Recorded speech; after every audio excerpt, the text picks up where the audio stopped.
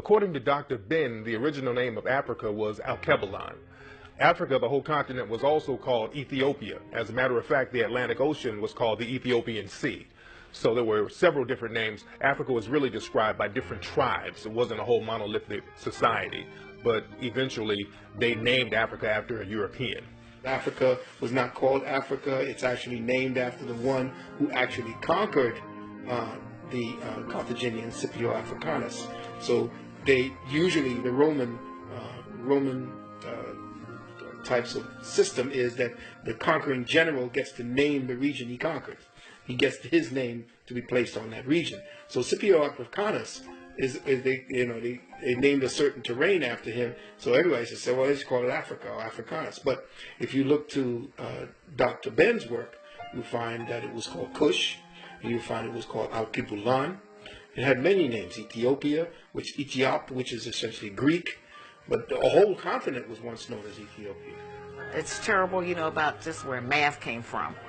All of the pictures that they've shown out of Africa, they've never really educated the Americans, white or black, about what really goes on in Africa, what some of the cities are really like. And that we're not running around over there with Tarzan, and when they show anything from Africa, even down to today, they pick the worst scenes, the most terrible situations, and they show those. But we have a proud history. But of course, what we did in Egypt 5,000 years ago, or what we did in China 35,000 years ago, is of no benefit if we don't understand what to do today and how that would help us to survive. We discovered the clock. We did discover the wheel. Black man has never been a caveman. You've never been in a cave. There's no history of it. You've ever been in a cave. We discovered mathematics and the alphabet and writing and all of those great things that they have built a foundation on, that they came and got and took back to other countries. We don't know what Africa would be like without the white influence. We don't know what it would be like without the Rockefellers and De Beers and all of them. We don't know what Africa would have been like. We do know that there were greater places in Africa other than Egypt, which is the only one they let us know about. Concurrently and simultaneously during the Pyramid Age, there are great things happening in West Africa. But we very seldom. There are nations known as Dar-Tichit. Dar-Tichit would geographically presently be located where Ghana is. We had the Nap culture, which is where we today would call Nigeria. We have the Monomotapa Empire in what today we call Zimbabwe. There are over 300 stone structures in southern Africa. And then you have that great structure in the great Zimbabwe that shows a direct relationship to the Grand Lodge of Luxor in Egypt. You have Puanit, which is in today's Somalia, Ethiopia. You have the Kush empires that are simultaneously happening. When Hatshepsut, the great Pharaoh king, although she was a woman, she was a Pharaoh king, sitting on the throne of Kemet, her cousin sits on the throne of Puanit, or what we call Somalia.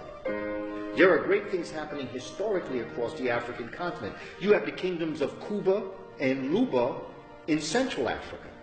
Mansa Musa was the king of Mali in the 1300s, very wealthy brother.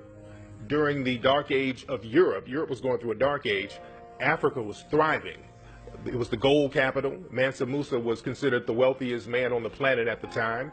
Mansa Musa had a very well-known pilgrimage to Mecca, where he went to Egypt and went to Mecca and went through Egypt, and he gave out so much gold it threw off the Egyptian economy. In today's terms, Mansa Musa gave away what would be the equivalent of $100 million in gold. The African was the first race to circumnavigate the entire globe. All over Africa, all over the world, the peoples of color that they call Africans, Alkebulanans, we were all over the world. So to say that in Ghana they had the Ashanti, they had, all over. We had powerful dynasties, so innumerable we couldn't even name them. Because remember, we had hundreds of thousands of years, and that's the secret. They cut us off at 6,000 because anything beyond that they could say is mystery. They could say is myth. So when you control the information, which is essentially what they've learned to do, under the Vatican they have about 6 to 8 miles of storage space that have all of our artifacts, and the Virgin Mother being black, all of the faces. we have to take apart the layers that are actually constructed in the lie. They're layered. For instance, you have a discipline in academia called Egyptology. Now, what is Egyptology? They say, well, it's the study of Egypt. Well, no, it's not the study of Egypt. Egyptology was created by the Vatican in order to make sure that there was a screening mechanism in place to explain away the truth that was being excavated every year, that kept giving them proof of who the ancient Kemites were. So Egyptology and Egyptologists are essentially agents of this information. Where else do you see a society, a people, and a way of life actually become a science? Unless you have specific purposes to make sure that the information that you are gathering on those people are given the proper perspectives to maintain the lie. So you don't get an Americology, you don't get Europology, you don't get Russiaology. Richard Pryor, right? When he had his special back in 1977, there's a scene. They only allowed him to do 5 shows. In fact, they were rather ignorant because it took them 5 shows to realize what the brother was really doing. Richard Pryor, there's a scene where he goes in to the pyramids, and he is carrying the bags of the archaeologists and the anthropologists who are of European descent. And they're talking amongst themselves about what this find is and its importance, the greatness of it. And Richard Pryor is in this temple looking all around, and he begins to say, but all these people are black. He said, look at that guy over there, that guy looks like my uncle. And he's just, it's humorous, but what Richard Pryor is actually talking about is that, these are black people in these pyramids, and these are the people that built these pyramids. He's saying, wait a minute, these people... And then all of a sudden, the camera begins to show the anthropologists of European descent, and they start to nudge each other because they realize, hey, the guy carrying the bags is looking around, and he's learning some things in here. So very quietly, you see them backing out of the pyramid, right? And Richard Pryor is still there talking about how great the pyramid is, and then all of a sudden, they show you the door close, and all of a sudden, the scene goes black. Which means that was a blackout on the information for black folk to understand their history.